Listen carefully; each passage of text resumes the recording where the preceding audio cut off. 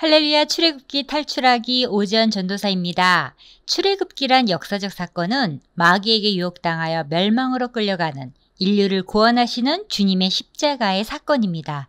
출애굽기 13장은 이스라엘의 출애굽과 하나님의 지시에 대한 상세한 내용을 담고 있으며 이를 통해 이스라엘이 하나님의 특별한 백성으로서의 위치와 책임을 이해하고 인도받음을 경험하게 됩니다.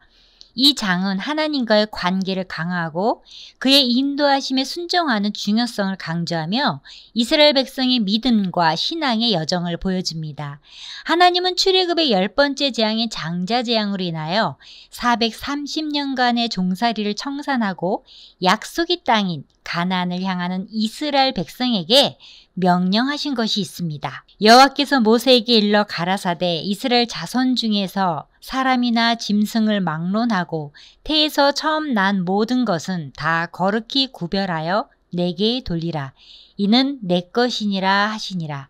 약속의 땅인 가나안을 향하는 이스라엘 백성에게 하나님께서 명령하신 것이 첫째, 이스라엘 자손 중에서 사람이나 짐승을 막론하고 태에서 처음 난 모든 것은 다 거룩히 구별하여 내게 돌리라 말씀하십니다.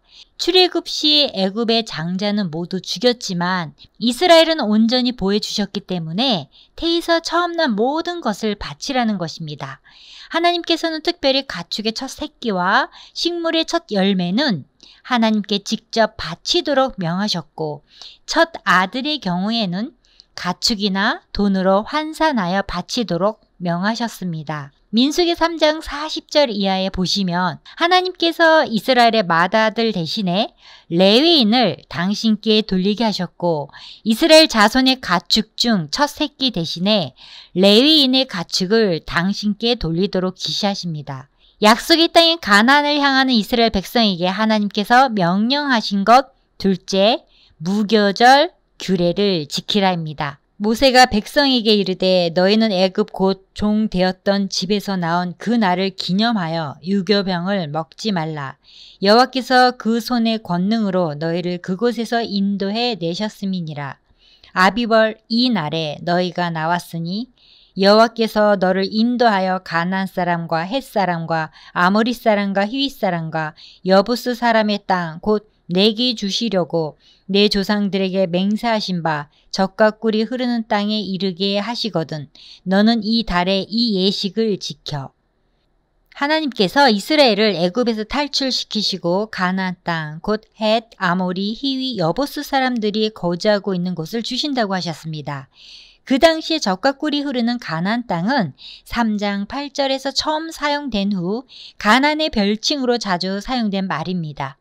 여기서 젖은 소와 양을 많이 기를 수 있는 풍요한 목초와 물이 있는 복스러운 땅을 암시합니다. 또한 꿀은 꿀을 만드는 벌들이 많이 살 수 있는 꽃과 화초가 많이 있는 살기 좋은 땅임을 암시하는 복된 땅입니다. 하나님은 가나안에 들어가시게 되면 반드시 이 예식, 즉 무교절을 지키라고 하셨습니다. 지켜야 할 것은 다음과 같습니다. 이래 동안 무교병을 먹고 일곱째 날에는 여호와께 절기를 지키라. 이래 동안에는 무교병을 먹고 유교병을 내게 보이지 아니하게 하며 내 땅에서 누룩을 내게 보이지 아니하게 하라. 너는 그 날에 내 아들에게 보여 이르기를 이 예식은 내가 애굽에서 나올 때에 여호와께서 나를 위하여 행하신 일로 말미암음이라 하고 7일 동안 무교병 곧 누룩을 넣지 않고 만든 빵을 먹고 제7일에는 하나님께 절기를 지키는 것입니다. 유교병은 누룩을 발효시켜 만든 빵입니다. 누룩은 발효하는 특성을 가지고 있어서 부패와 오염을 상징합니다.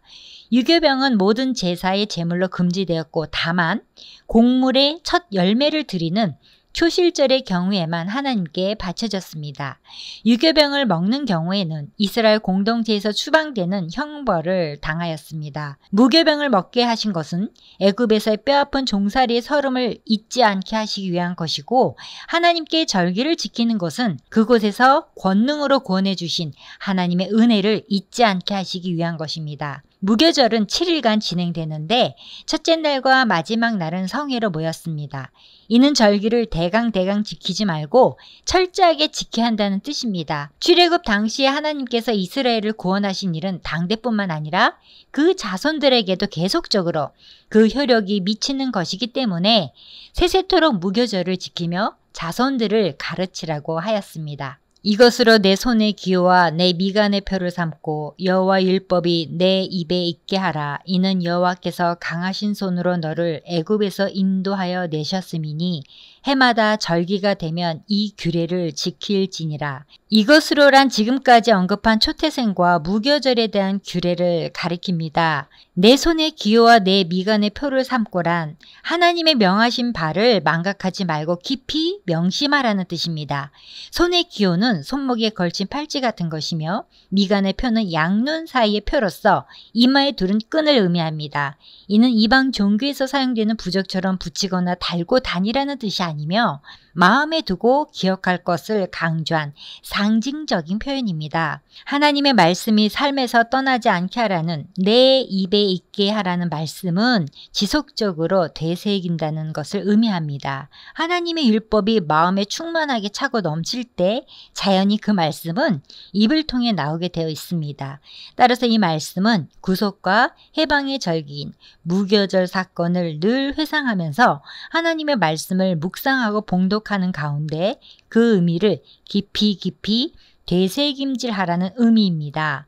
나아가 이 말씀은 하나님의 말씀을 아는 데 그칠 것이 아니라 그 말씀을 생활화하여야 한다는 뜻이기도 합니다. 여호와께서 너와 내 조상에게 맹세하신 대로 너를 가나안 사람의 땅에 인도하시고 그 땅을 내게 주시거든. 무교절을 지키는 시기는 가나안에 입성한 뒤부터 시작이 되며 너는 태에서 처음 난 모든 것과 내게 있는 가축의 태에서 처음 난 것을 다 구별하여 여호와께 돌리라. 수컷은 여호와의 것이니라. 수컷이 여호와의 것이라는 말씀은 수컷이 암수를 대표하는 역할을 하기 때문입니다. 하나님은 처음 난 수컷에 대해서는 짐승이나 사람을 물어나고 그 소유권을 주장하십니다. 나귀의 첫 새끼는 다 어린 양으로 대속할 것이요 그렇게 하지 아니하려면 그 목을 꺾을 것이며 내 아들 중 처음 난 모든 자는 대속할지니라. 나귀는 이스라엘이 출애굽 시 물건 운반용으로 사용했던 소중한 재산 가운데 하나인데 나중에 제정된 의식법상 정결치 못한 짐승으로 분류가 됩니다. 그러나 종교 의식상 나귀와 같이 부정한 동물들은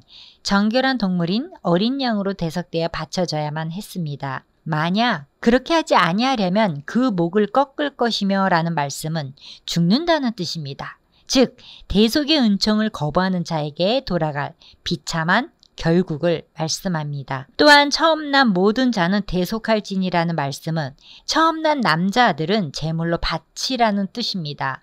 하나님께서는 이방 종교에서처럼 사람을 산채로 제단에 바치기를 결코 요구하시지 않으십니다. 따라서 장자는 대속, 즉 어떤 대가를 지불함으로써 그의 생명을 보존함과 동시에 하나님께 바친 효력도 지닙니다. 이 사상은 신약시대에 이르러 우리의 장자 되시는 그리스도, 즉 제2의 아담 되시는 그리스도의 대속 사상으로 발전합니다. 후일에 내 아들이 내게 묻기를 이것이 어찌 됨이냐 하거든 너는 그에게 이르기를 여호와께서 그 손의 권능으로 우리를 애굽에서 곧 종이 되었던 집에서 인도하여 내실세 그때에 바로가 완악하여 우리를 보내지 아니하매 여호와께서 애굽 나라 가운데 처음 난 모든 것은 사람의 장자로부터 가죽의 처음 난 것까지 다 죽이셨으므로 태에서 처음 난 모든 수컷들은 내가 여호와께 제사를 드려서 내 아들 중에 모든 처음 난 자를 다 대속하리니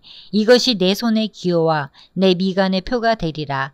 이는 여호와께서 그 손의 권능으로 우리를 애굽에서 인도하여 내셨음이니라 할지니라. 14절부터 16절까지 모세는 이스라엘 백성들이 절기나 이런 규례의 목적 및 의미 그리고 기원에 대해 자녀들에게 분명히 교육할 것을 다시 지시합니다. 히브리인들은 그들을 향하신 하나님의 역사 섭리를 자녀 교육과 가정 교육을 통해 후손 후손들에게 교훈함으로써 영원토록 하나님의 뜻을 간직하며 준수하기 위해 노력하였습니다. 하나님은 초태생을 구별하여 바치는 것과 무교절 규례를 행할 때에 낮에는 구름기둥으로 밤에는 불기둥으로 함께 하시겠다고 약속하셨습니다. 바로가 백성을 보낸 후에 블레셋 사람의 땅의 길은 가까울지라도 하나님이 그들을 그 길로 인도하지 아니하셨으니 이는 하나님이 말씀하시기를 이 백성이 전쟁을 하게 되면 마음을 돌이켜 애굽으로 돌아갈까 하셨습니다. 애굽에서 가나안으로 가는 길은 두 길이 있는데요. 첫 번째 길은 최단 직선 코스로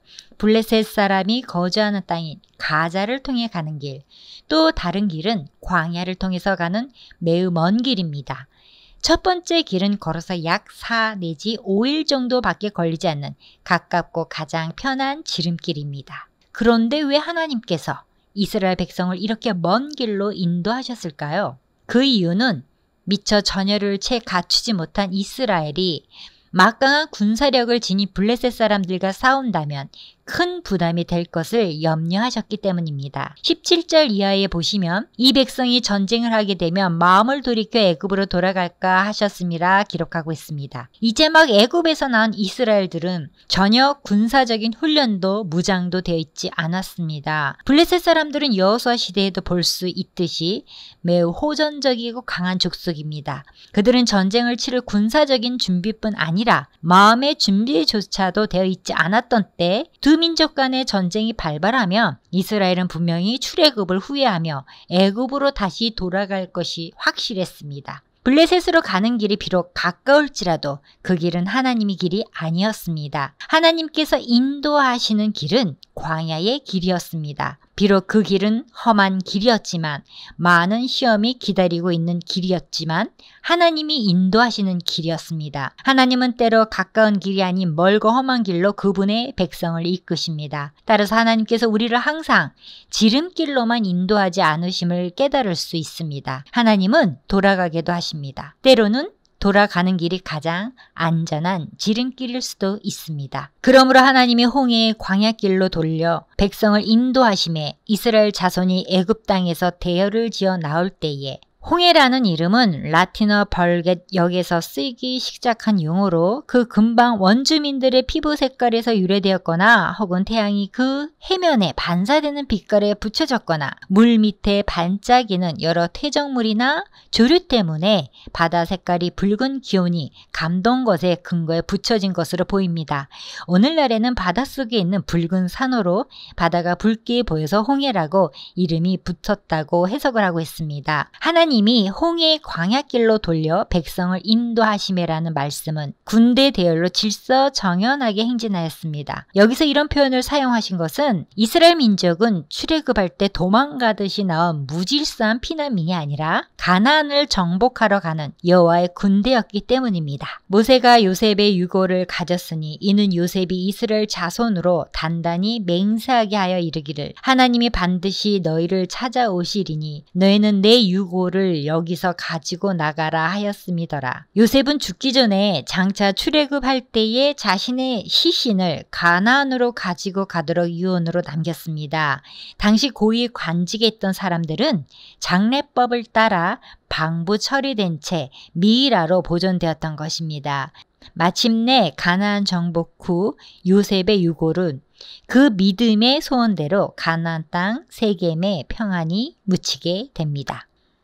그들이 숫곳을 떠나서 광야 끝 에담에 장막을 지니 여호와께서 그들 앞에서 가시며 낮에는 구름 기둥으로 그들의 길을 인도하시고 밤에는 불기둥을 그들에게 비추사 낮이나 밤이나 진행하게 하시니 낮에는 구름 기둥 밤에는 불기둥이 백성 앞에서 떠나지 아니하니라.